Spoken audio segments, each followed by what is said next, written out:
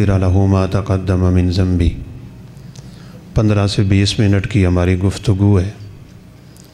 گزارش ہے کہ آپ صفیں توڑ دیں اور قریب قریب تشریف لے آئیں، اس میں بہت زیادہ فائدہ ہوتا ہے۔ فائدہ بھی سن لیں اور میں بات کو شروع کرتا ہوں۔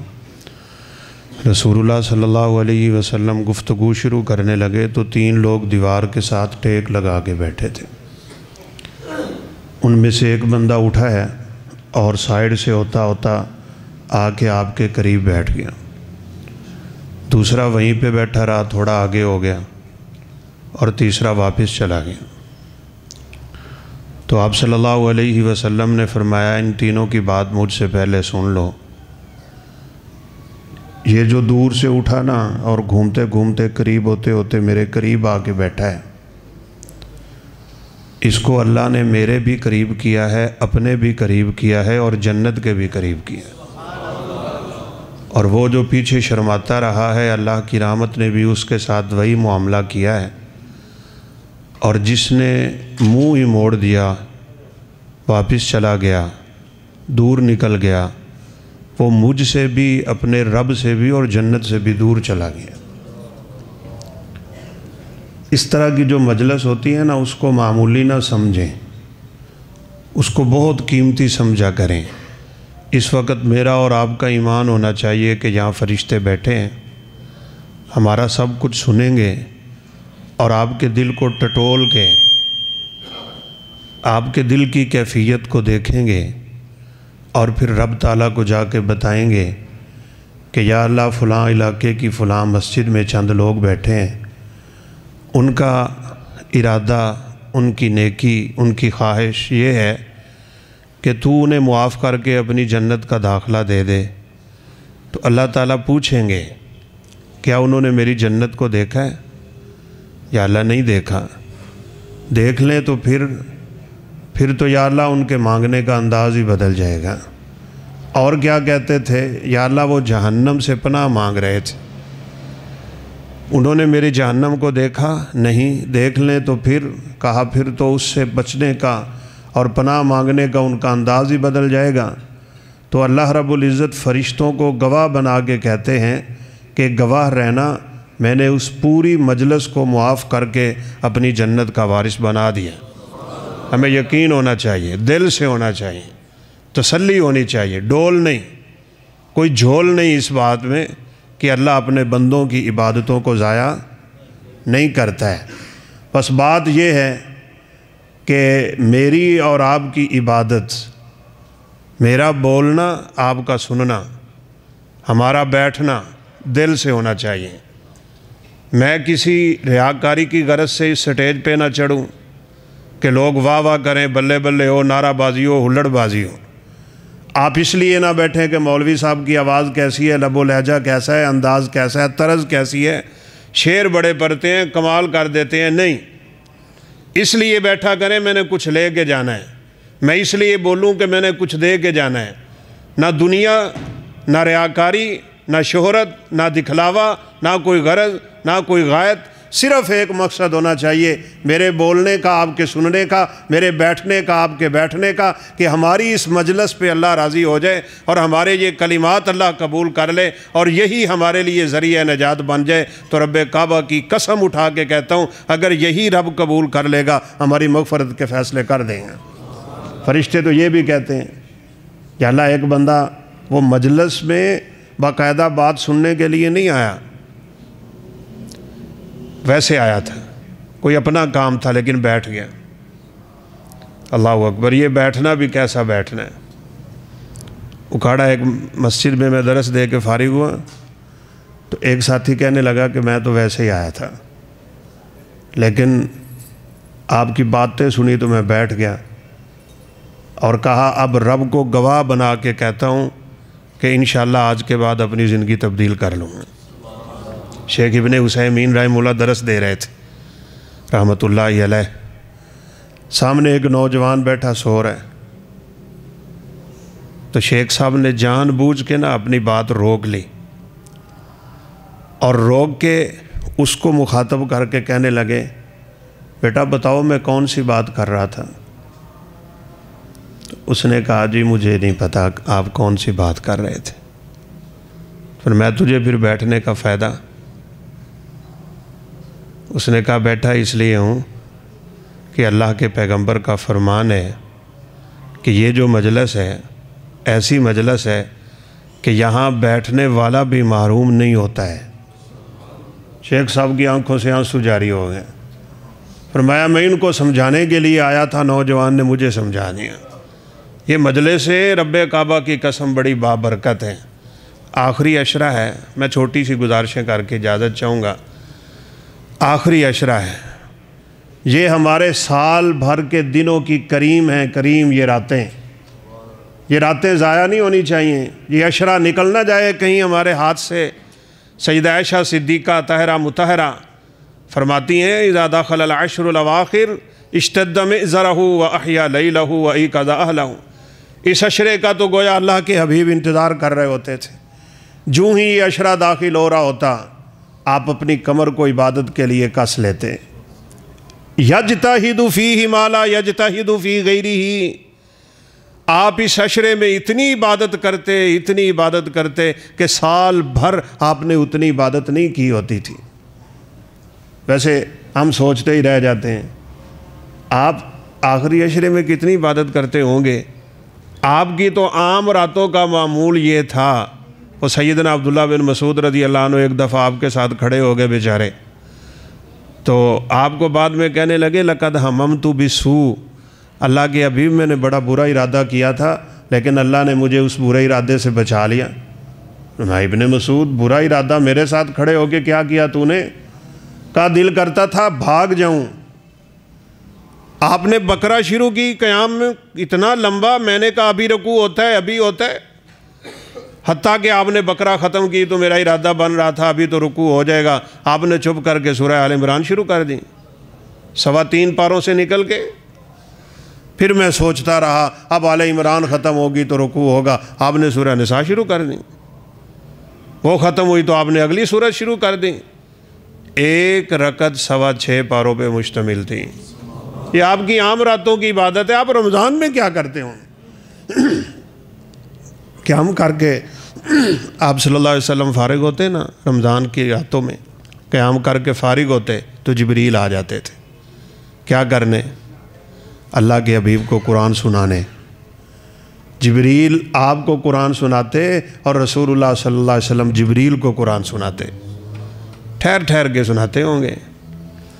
آپ کی تو نفلی نمازوں کی قرات ہی اس طرح تھی، جب کبھی ایتے عذاب سے گزرتے تو رک جاتے اور اللہ سے عذاب کی پناہ مانگتے، جب کبھی ایتے رحمت سے گزرتے تو رک کے اللہ سے رحمت کا سوال کرتے، جب کبھی جنت والی آیت سے گزرتے تو رک کے اللہ سے جنت مانگتے، جب جہنم کی آیتیں آتی رک کے جہنم سے پناہ مانگتے۔ میں آپ سے گزارش کروں گا جب تراویح ہوتی ہے نا تو آپ بھی یہی کام کیا کریں۔ ویسے سیدھی سی بات ہے، ہمارا دن کو تو روزہ ہوتا ہے، کچھ نہ کچھ ہم خیال رکھتے ہیں، لیکن ہماری راتیں ضائع ہو رہی ہیں۔ کتنے بندے ہوتے ہوں گے تراویحوں میں تو پہلی دفعہ آپ کی مسجد میں آیا ہوں، لیکن بس پتہ ہی ہے جتنے ہوتے ہوں گے۔ یہاں قیام، تلاوت، اللہ کے سامنے کھڑے ہونا اور وہاں باہر جا کے چوکوں میں کھڑے ہو جانا۔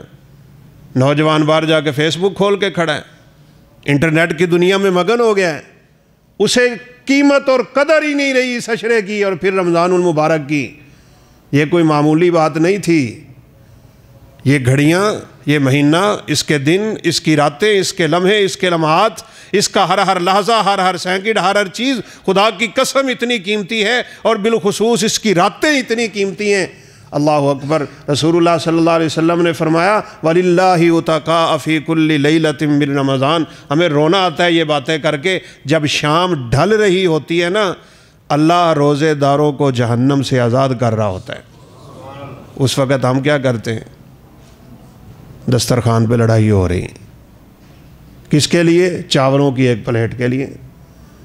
اللہ رب العزت مغفرت کے فیصلے کر رہا ہے، لوگوں کو جہنم سے آزاد کر رہا ہے، ان کے لیے آخرت کی خیر اللہ رب العزت چاہتا ہے۔ وہ بیچارے کھانے پینے پہ لگے ہوئے ہیں۔ رمضان کھانے پینے کا مہینہ نہیں ہے، ہم نے دسترخوان سجا لیے اپنے۔ چلیں آج سے میری بات مان لیں، انشاءاللہ میرے آنے کا بھی فائدہ ہو جائے گا، مجھے بھی فائدہ ہو جائے گا۔ ایک کھجور پکڑے مسجد کے کونے میں بیٹھ جائیں، بس ہاتھ اٹھائیں۔ یہ جہنم سے آزادی کا وقت ہے، یہ روزے کی قبولیت کا وقت ہے۔ سارا دن اللہ اپنے بندوں کو آزماتا ہے۔ اس نے نہ کھایا نہ پیا، اس کے کان کا روزہ تھا، اس کی زبان کا روزہ تھا، اس کے دل کا روزہ تھا، اس کی نظروں کا روزہ تھا، اس کے حیا کا روزہ تھا، اس کی عزت کا روزہ تھا، شہوات کا روزہ تھا، سب کچھ اس نے میرے لیے چھوڑے رکھا تھا۔ تبھی تو اللہ فرشتوں کو بھی نہیں بتاتے کہ اس روزے دار کا اجر کتنا لکھنا ہے۔ اللہ کہتے ہیں صوم لی وانا اجزی بہ، روزہ میرے لیے ہے، کوئی نہیں جانتا۔ دوپہر کا وقت ہو، شدت کی گرمی ہو، وضو کر رہے ہو، کلی کرتے ہیں، پانی یہاں تک جاتا ہے، نیچے کیوں نہیں جاتا؟ آج میرے اور آپ میں تصور قائم ہو چکا، جہاں کوئی نہیں دیکھتا وہاں اللہ تو دیکھتا ہے نا۔ آج اتنا ایمان تازہ ہے، آزما کے اللہ اپنے بندوں کو جب شام ڈھلنے لگتی ہے تو رب کعبہ کی قسم اللہ اتنا اپنے بندے پہ خوش ہوتا ہے، اللہ فرماتے ہیں مانگ، جو مانگے گا میں تجھے عطا کر دوں۔ اللہ کے حبیب نے نہیں فرمایا روزے دار کی دعا قبول ہوتی ہے؟ عند الافطار وللصائم دعوۃ لا یرد، روزے دار کی دعا اللہ کبھی بھی رد نہیں کرتے۔ اور ویسے یہ کلمہ اپنی زبان سے ہی ہٹا دیں کہ اللہ میری سنتا نہیں ہے۔ اللہ کے حبیب نے فرمایا اللہ سب کی سنتا ہے، اس کی نہیں سنتا جو یہ کہتا ہے اللہ میری سنتا نہیں ہے۔ معلوم یاجل، تمہاری دعوتیں، تمہاری دعائیں قبول ہوتی ہیں جب تک تم جلدی نہ کرو۔ صحابہ نے پوچھا جلدی کیا ہوتی ہے؟ آپ نے فرمایا بندہ دعا کر کے کہتا ہے میں مانگ رہا ہوں اللہ دے ہی نہیں رہا، یہی تو جلدی ہے۔ یاد رکھیں میرے بھائیوں، دعا کی قبولیت کے 3 درجے ہیں۔ کتنے؟ 3 درجے، یاد کریں ان چیزوں کو۔ دعا کی قبولیت کا سب سے ادنا، سب سے گھٹیا، سب سے کمزور درجہ یہ ہے جو آپ مانگے وہ اللہ آپ کو دے دے۔ یہ سب سے کمزور درجہ ہے۔ ہمیں مل جائے تو ہم سمجھتے ہیں میری دعا قبول ہو گئی۔ خدا کی قسم جو دل سے دعا اٹھی ہوگی اللہ کبھی اس دعا کو رد نہیں کرے گا۔ جو مانگا وہ دے دیا، یہ تو سب سے ادنا درجہ ہے اس کی قبولیت کا۔ آپ نے تو ادنا درجے کی قبولیت لی ہے اپنے رب سے۔ اس سے اگلا اعلیٰ متوسط درجہ یہ ہے کہ جو ہم رب سے مانگتے ہیں رب وہ تو نہیں دیتا، اس کے بدلے میں بہت کچھ دے دیتا ہے۔ کوئی نقصان ہونا تھا اس نے بچا لیا، کوئی عذاب آنا تھا اس نے بچا لیا، طوفان آنا تھا اس نے بچا لیا، سیلاب آنا تھا اس نے بچا لیا، زلزلہ تھا اس نے بچا لیا، بچے کا حادثہ تھا اس نے بچا لیا، تیرے لیے نقصان کی بڑی باتیں تھیں، رب نے اس دعا کے بدلے تجھے بچا لیا۔ یہ دعا کی قبولیت کا دوسرا درجہ ہے۔ اور اس کا سب سے اعلیٰ درجہ کیا ہے؟ اللہ اس دعا کو اپنے پاس رکھ لیتا ہے، قیامت کے دن اپنے بندے کے لیے اسی دعا کو قبول کر کے اس کے لیے جنت کا فیصلہ کر دے۔ مت کہیں اللہ سنتا نہیں ہے، وہ سنتا ہے۔ بلکہ سچ پوچھے نا تو میں تو آج کل اسی موضوع پہ الحمدللہ درس دے رہا ہوں۔ سنتا اس کی ہے جو دل سے پکارتا ہے، سنتا اس کی ہے جو دل سے اپنے رب سے اپنی کال ملاتا ہے۔ خدائے ذوالجلال کی قسم اسے الفاظ نہیں چاہیے، اسے انداز نہیں چاہیے، لب و لہجہ نہیں چاہیے، اسے طرزیں نہیں چاہیے، اسے کچھ نہیں چاہیے، اسے اپنے بندے کے دل سے نکلی ہوئی آواز چاہیے بس۔ وہ ایک نے نہیں کہہ دیا تھا تو میرا بندہ میں تیرا رب، جس کی سواری گم ہوئی نا، صحرائے عرب میں جس کی سواری گم ہو جائے وہ مر جاتا ہے۔ ہم گھوم رہے تھے مدینہ منورہ کے صحرا میں، ہمارے دوست تھے لیاقت صاحب، ان کا گاڑیوں کا کام تھا۔ کہتے ایک دن میں نکلا ہوں تو میں نے کیا دیکھا، صحرا کی ریت پہ ایک لائن لگی ہوئی ہے، بس مجھے اندازہ ہو گیا یہ کیا ہے۔ میں نے اپنی پجارو اس کے پیچھے دوڑانا شروع کرنی، ہوائیں چلتی ہیں تو وہ نشانات مٹ جاتے ہیں، پتہ ہی نہیں چلتا اب میں نے نکلنا کہاں ہے، صحرا ہی صحرا، صحرا ہی صحرا۔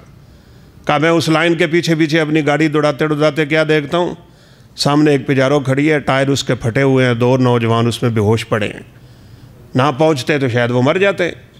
کہا میں نے جلدی سے پانی نکالا، ان کے منہ میں ڈالا، ان کے پاؤں کی تلیاں ملی، ان کو ہوش آیا تو میں نے کہا راستہ بھول گئے تھے۔ انہوں نے کہا جی۔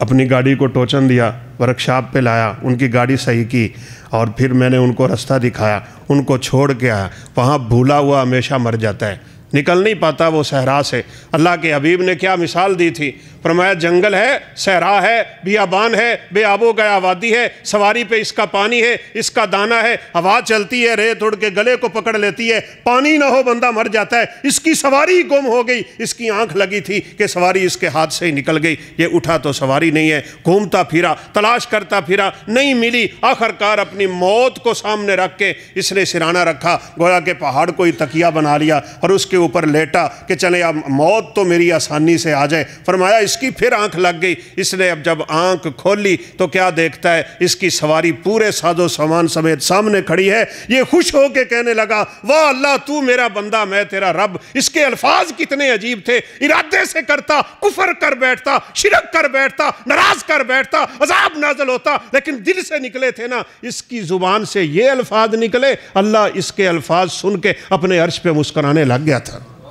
اسے الفاظ نہیں چاہیے، مسجع مکفہ کلام نہیں چاہیے، اسے جڑے ہوئے شعر نہیں چاہیے، اسے کچھ نہیں چاہیے۔ خدا ذوالجلال کی قسم اسے دل کی آواز چاہیے۔ دل سے نکلی ہوئی بات اثر رکھتی ہے، پر تو نہیں طاقت پرواز مگر رکھتی ہے، بڑی جلدی پرواز کرتی ہے دل سے نکلی ہوئی بات۔ اور یہ مثال آپ نے کمال جگہ پہ پیش کی تھی۔ آپ نے فرمایا اس طرح کی گم ہوئی سواری کو پا کے بندہ جتنا خوش ہوتا ہے نا، اتنا وہ نہیں خوش ہوتا جس کو سواری ملتی ہے۔ بندہ جب پلٹ کے غلطی کر کے اپنے رب کے پاس جاتا ہے تو رب اس سے زیادہ خوش ہوتا ہے۔ ایک حدیث کے الفاظ ہیں، اللہ رب العزت جس بندے کو نظر رحمت سے دیکھے گا نا، اس پہ جہنم کا دھواں بھی حرام کر دے گا۔ اللہ ہم سب کو اپنی رحمت کی نظروں سے دیکھے، لیکن کچھ خوش نصیب، اللہ اکبر، اللہ ان کو دیکھے گا تو مسکرا پڑے گا۔ وہ بھی تو بندے ہی رب کے ہوں گے، ان کو دیکھ کے رب مسکرا پڑے گا۔ ان کی شان کیا ہوگی، کیا مقام، کیا مرتبہ، اللہ اکبر۔ مجھے وہ حدیث یاد آ رہی ہے، آپ صلی اللہ علیہ وسلم کے مہمان آئے، آپ نے اپنی 9 کی 9 بیویوں کے گھر پیغام بھیجا، کھانے کو کچھ نہیں تھا۔ آپ نے فرمایا میرے مہمان کی مہمان نوازی کون کرے گا؟ مدینہ کے ابتدائی دن بڑے مشکل دن تھے۔ سیدنا ابو طلحہ انصاری کھڑے ہو گئے رضی اللہ تعالیٰ عنہ، کہا میں مہمان کی مہمان نوازی کروں گا، سن لیجئے۔ لے گئے گھر، بیوی سے پوچھا، کہا گھر میں کچھ ہے؟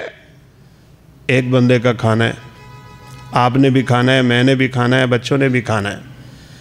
کانڈیا میں پانی رکھو، اس کے نیچے آگ جلاؤ، اس میں چمچہ ہلاتی رہو، بچے لالچ سے سو جائیں گے، ہم دونوں رہ جائیں گے، ہم آج بھوکے سوئیں گے۔ اللہ کے حبیب کے مہمان کو ہم نے کھانا کھلانا ہے، اللہ کے حبیب کا مہمان کھانا کھائے گا، ہمارے لیے اللہ رب العزت کی مغفرت کا فیصلہ ہو جائے گا۔ ہوا، کھانا سامنے رکھا، عربوں کا دستور ہے مہمان میزبان کے بغیر کھانا نہیں کھاتا۔ کہا مجھے یہ بھی پتہ ہے، یہ مجھے ساتھ بٹھائے گا، میں یہ بھی نہیں چاہتا کہ اس کے ساتھ بیٹھ کے میں ایک لقمہ بھی کھاؤں، میں کھاؤں گا ایک بندے کا کھانا ہے، یہ تو بھوکا رہ جائے گا، یہ تو اللہ کے حبیب کا مہمان ہے۔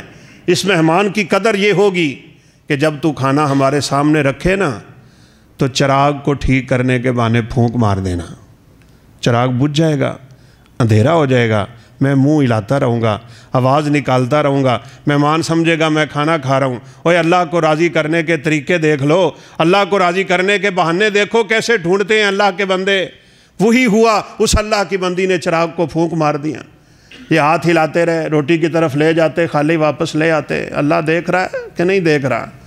ان جذبوں کی قدر نہیں کرے گا تو کیا کرے گا؟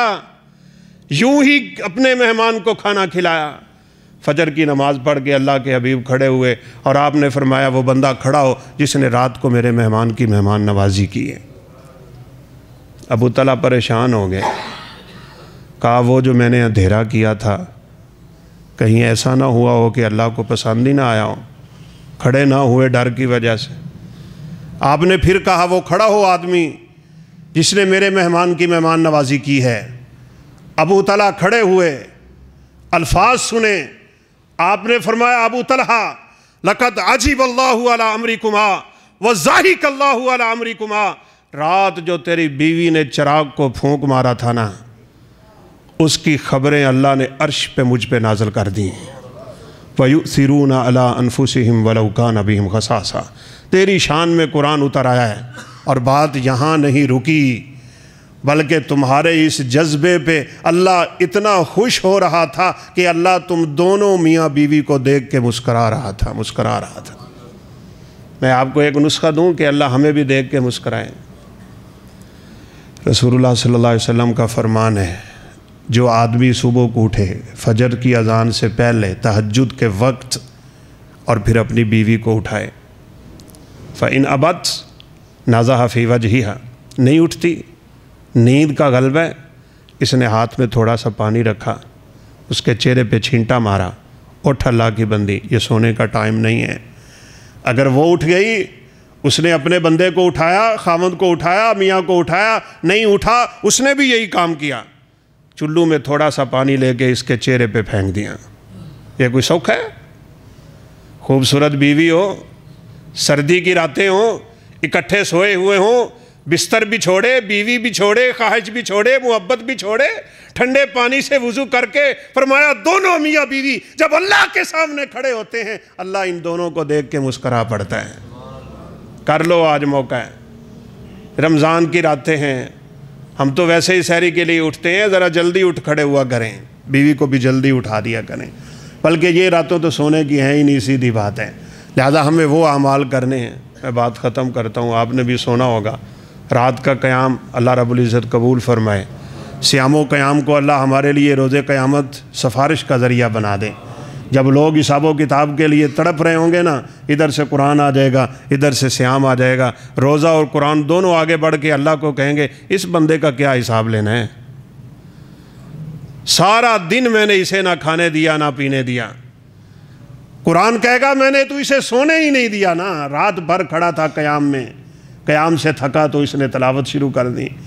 فیشفعانی فیوشفعانی، اللہ کے حبیب نے فرمایا دونوں اس بندے کے حق میں سفارش کریں گے، اللہ ان کی سفارش کو فوراً قبول کر لے گا۔ تو آج موقع ہے، جو کریں چاہے تھوڑا کریں، سیدھی سی بات ہے، کریں دل سے۔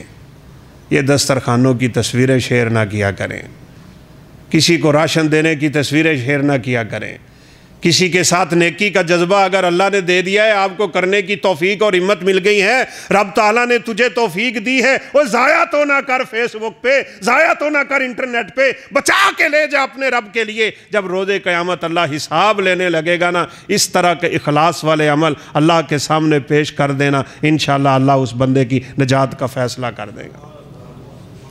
میں آپ کو ایک دو واقعوں کا اشارہ کر کے چلے، آپ بات سننے بیٹھ گئے ہیں، نہ جانے دوبارہ زندگی میں پھر موقع ملے نہ ملے، زندگی وفا کرے نہ کرے۔ اللہ اکبر۔ سیدنا بلال حبشی رضی اللہ تعالیٰ عنہ، ایک دن عمر فاروق ان سے کہنے لگے بلال ایک بات تو بتا، تیرے نیچے جو آگ کے انگارے بچھائے جاتے تھے وہ بجھتے کیسے تھے؟ بلال کہنے لگے رضی اللہ تعالیٰ عنہ وہ میرے خون سے بجھتے تھے۔ کہا کہ تیری کمر کیسی ہے؟ کپڑا ہٹا کے میں تیری کمر دیکھنا چاہتا ہوں۔ بلال رضی اللہ تعالیٰ عنہ کہنے لگے امیر المومنین، آپ میرے خلیفہ ہیں، میرے حاکم ہیں، میرے امیر ہیں، آپ کی بات کو ماننا مجھ پہ فرض اور لازم اور واجب ہے، لیکن میں ہاتھ جوڑ کے رب کا واسطہ دیتا ہوں میری کمر نہ دیکھیں۔ فرمایا کیوں؟ کہا آج تک کسی کو نہیں دکھائی، قیامت کے دن رب کو دکھانی ہے۔ جب حساب ہوگا میں قیامت کے دن اپنی کمر سے کپڑا اٹھاؤں گا، یہ ہے اللہ جو میں تیرے لیے کر کے دنیا میں آیا ہوں، اور امید رکھتا ہوں میری کمر دیکھ کے اللہ رب العزت میری مغفرت کا فیصلہ کر دے گا۔ نہیں دکھائی میں نے آج تک کسی کو۔ میں تو کہتا ہوں حاجی صاحب ابھی لاہور سے احرام پہنتے ہیں اور فیس بک پہ تصویریں آئی کھڑی ہوتی ہیں، یہ عبادت ہے؟ ہم اپنی عبادتوں کو انٹرنیٹ کی نظر کر رہے ہیں؟ ریاکاری اور دکھلاوے اور شہرت نہیں چاہیے اللہ کو، اس طرح کی عبادت اسے دل سے کی ہوئی اخلاص والی عبادتیں چاہیے۔ عمر فاروق کا پھر اصرار ہوا نا تو بلال نے کہا اللہ کے لیے نہ کریں، چلیں اتنا کر لیں میری کمر کے اندر سے اپنا ہاتھ داخل کر کے دیکھ لیں۔ عمر تھے نا، جری تھے، بہادر تھے، روب تھا، دبدبہ تھا، طاقت تھی، کیسر و کسرہ کانپتے تھے، شیطان بھاگتا تھا، جرت سے برداشت کر لیتے۔ لیکن بلال کی قمیض میں جب عمر فاروق نے ہاتھ ڈالا تو چیخ نکل گئی، کہنے لگے او بلال تیری کمر میں تو گوشت ہی کوئی نہیں ہے، ہڈیاں ہی ہڈیاں۔ کہا یہ رب کے لیے ہے بس۔ تو میں آپ سے ایک گزارش کر کے بات ختم کرتا ہوں، اپنی زندگی میں چاہے عمل تھوڑا ہی رکھ لیں، لیکن رکھیں ایسا کہ آپ کے اور آپ کے رب کے علاوہ کسی کو علم نہ ہو۔ یہ نماز تو میں نے پڑھائی، آپ نے پڑھی، آپ نے دیکھ لی، میں نے بھی دیکھ لی، صدقہ ہم کرتے ہیں دیکھے جاتے ہیں، عمرہ کرتے ہیں دیکھے جاتے ہیں، حجے کرتے ہیں دیکھے جاتے ہیں، صدقہ کرتے ہیں دیکھے جاتے ہیں۔ کچھ چھپے چھپے عمل رکھو نا اپنی زندگی میں، جس کا آپ کے اور آپ کے رب کے علاوہ کسی کو علم نہ ہو۔ آپ کی آنکھ بند ہو تو پتہ لگے 4 بیوہ کا خرچہ اس نے اٹھایا ہوا تھا، 10 یتیموں کے سروں پہ اس کا ہاتھ تھا، فلاں مسجد کا بجلی کا بل یہ ادا کیا کرتا تھا، فلاں ادارے کا راشن اس نے اٹھایا ہوا تھا، فلاں بیمار کا علاج یہ کرواتا رہا ہے۔ تیرے جانے کے بعد راز کھلے، بندے کہہ دے اللہ کے یہ بڑا ہی نیک انسان تھا۔ خدا کی قسم اللہ کے حبیب صلی اللہ علیہ وسلم بیٹھے تھے، جنازہ گزرا ہے، فَأَسْنُوا لَهُ خَيْرًا، صحابہ نے اس کے بارے میں خیر کی باتیں کی۔ اللہ کے پیغمبر نے فرمایا وَجَبَتْ لَهُ الْجَنَّةِ، اس بندے پہ اللہ نے اپنی جنت کو واجب کر دیا۔ ایک دوسرا بھی گزرا تھا جنازہ، فَذَكَرُوا لَهُ شَرًّا، لوگوں نے اس کے بارے میں برے کمنٹس دیے۔ آپ صلی اللہ علیہ وسلم نے فرمایا واجبت لہ النار، اس کے لیے جہنم واجب ہو گئی۔ ایسے رہا کرو کہ کریں لوگ آرزو، ایسی چلن چلو کہ زمانہ مثال دے، پھر ہم انشاءاللہ کامیاب ہیں۔ وہ ایک میرا دل کرتا ہے آپ کو صرف 2 واقعات کا اشارہ کر کے 2 منٹ میں بات ختم کر دوں۔ کتے کو پانی پلا کے جنت میں جانے والا واقعہ بڑا مشہور ہے نا، 99 کیا 100 کو قتل کر کے جنت میں جانے والا واقعہ بڑا مشہور ہے نا، لیکن کبھی اس واقعے کو دل سے پڑھو، دل سے سمجھو، دل کی آنکھوں سے دیکھو، ان آنکھوں سے نہیں، دل کی آنکھوں سے۔ وہ پتہ کیوں بخشا گیا؟ میں اس لیے یہ اشارہ کر دیتا ہوتا ہوں، ہم لوگ نا بعض دفعہ ایویں جھوٹی امید پہ قائم ہو جاتے ہیں، لو جی او کتے نو پانی پلا کے جنت ٹر گیا تو میں نہیں جا سکتا، 100 قتل کر کے ٹر گیا تو میں نہیں جا سکتا، جا سکنا ہے تو۔ لیکن وہ دل لا جو کتے والے کے پاس تھا، وہ دل لا جو 100 کے قاتل کے پاس تھا، پانی پی کے کنویں سے نکلا ہے تو کیا دیکھتا ہے؟ کتا پیاسا گیلی ریت پہ منہ مار رہا ہے۔ اللہ اکبر، اس کے دل میں خیال آ گیا کہ یہ بھی تو رب کی مخلوق ہے، میں نے اپنی پیاس بجھا لی، یہ کیسے بجھائے گا؟ واپس کنویں میں اتر گیا۔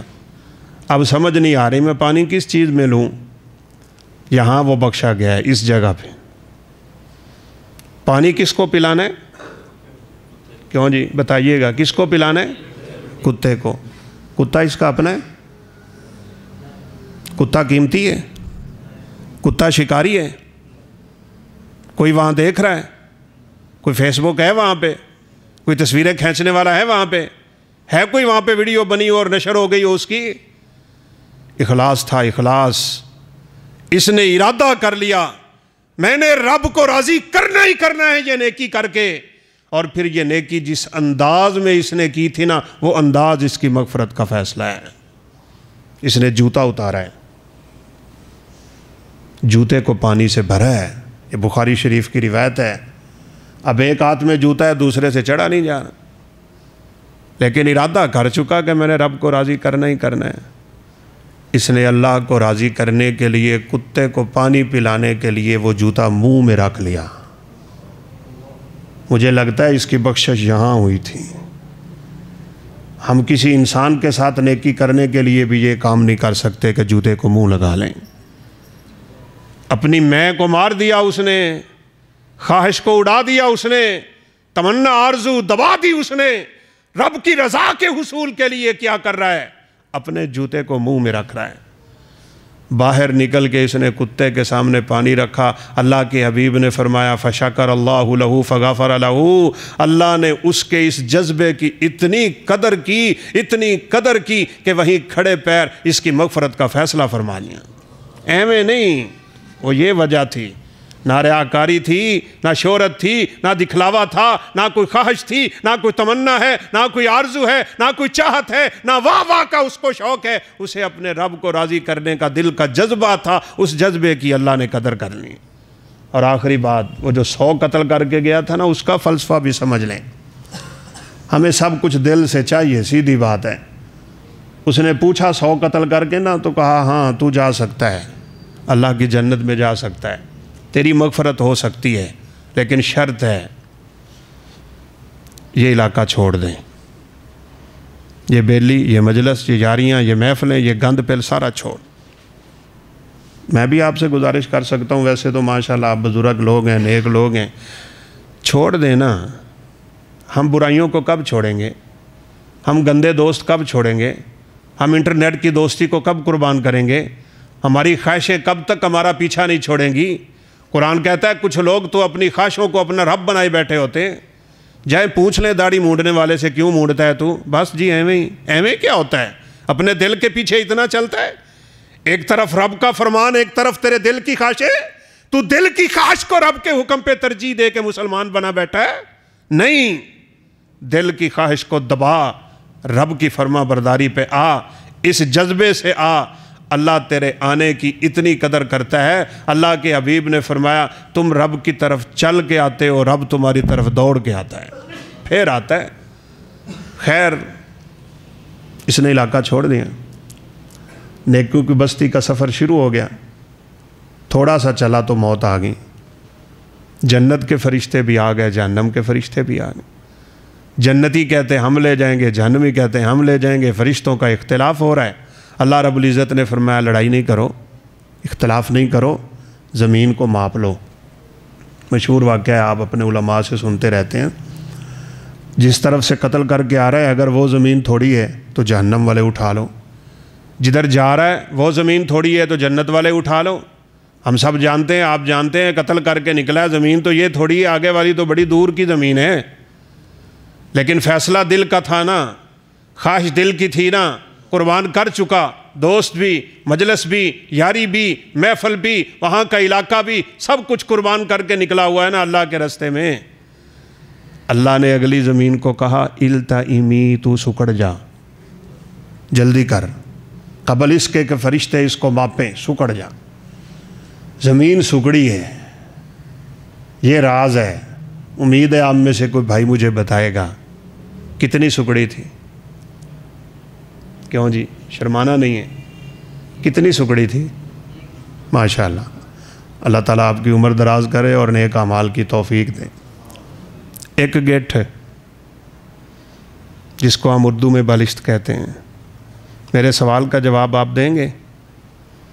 اللہ کا حکم تھا نا، کلومیٹر کیوں نہیں سکڑی، مربع کیوں نہیں سکڑی، ایکڑ کیوں نہیں سکڑی، مرلوں کے مرلے کیوں نہیں سکڑی؟ یہ ایک بالشت کا کیا راز ہے؟ یہی راز اس کی مغفرت کا فیصلہ ہے۔ میرے بھائیو سن لو، موت کے فرشتے کو دیکھ کے جب یہ نیچے گرا نا، غش کھا کے، اس نے نیکوں کی بستی کے قریب ہونے کے لیے اپنا سینہ زمین پہ رگڑا تھا، وہ ایک بالشت تھا، وہ بالشت تھی اس کی جنت کا فیصلہ۔ لگاؤ زور ذرا یہاں سے، رمضان ہے، ہو جاؤ رب کے قریب، ہو جاؤ اللہ کی جنت کے قریب، ہو جاؤ اللہ کے پیغمبر کے فرامین کے قریب، کر دے اپنی خواہش کو آج قربان، تمنا کر، آرزو کر اور دعا اور التجا کر، یا اللہ آج میں تیرے لیے اپنی خواہشوں کو چھوڑ رہا ہوں، تو میرے اس جذبے کی قدر کر، خدا کی قسم رب بڑی قدر کرے گا۔ آپ کو پتہ ہے یہ جو مینڈک پھرتے ہوتے ہیں ان کو مارنے سے منع کیا نبی صلی اللہ علیہ وسلم۔ کبھی ہم سوچے تو صحیح، ایک ہے یہ چھپکلی، اس کو مارنے کا حکم ہے، مینڈک کو نہ مارنے کا حکم ہے۔ کیوں؟ دونوں ابراہیم علیہ السلام کی آگ پہ پھونک مارتے ہیں۔ چھپکلی پھونک مارتی ہے آگ کو تیز کرنے کے لیے، مینڈک پھونک مارتا ہے آگ کو بجھانے کے لیے۔ نہ اس کے پھونک سے تیز ہو سکتی تھی، نہ اس کے پھونک سے بجھ سکتی تھی، لیکن اس کے بجھنے والے وہ جو دل سے لا رہا ہے نا، اس کی اللہ نے اتنی قدر کی کہ قیامت تک کے مینڈکوں کی حفاظت کا اللہ نے حکم دے دیا ہوا ہے۔ اتنا قدردان ہے، ہمارے اعمال کو وہ کیوں ضائع کرے گا؟ ہمارے اعمال ضائع تب ہوتے ہیں جب ہماری خواہشیں ہی اور ہوتی ہیں، ہمارے ارادے ہی اور ہوتے ہیں۔ اللہ ہمارے ارادوں میں اخلاص و خلوص پیدا فرمائے۔ وآخر دعوانا الحمد للہ رب العالمین۔